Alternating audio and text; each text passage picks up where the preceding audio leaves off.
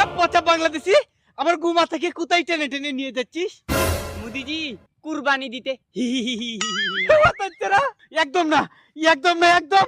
যদি আমার মায়ের কিছু হয় তাহলে বাংলাদেশে পারমাণবিক বোমা ছেড়ে দেবো। এ মুদি পাগলা, এটা কি তোর ভারতবর্ষ পেয়েছিস? এটা হচ্ছে বাংলাদেশ।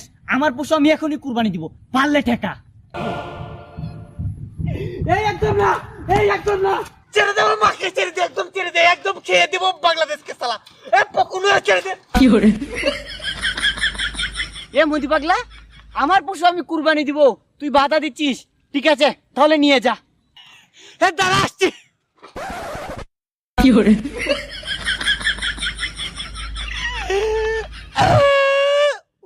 মাথাটা ভেঙে গেল, দাঁড়া আসছি।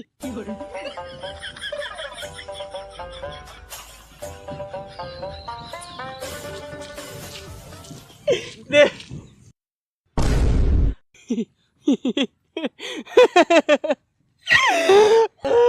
এই থাম, অনেকদিন পরে তোকে বাংলাদেশে পেয়েছি, আজকে তোর মায়ের বদলে তোকে কুরবানি করবো। আস্তাগফিরুল্লাহ, কুত্তা কুরবানি দেওয়া ডাইরেক্ট হারাম। কুত্তা কুত্তা কুরবানি হইতো না,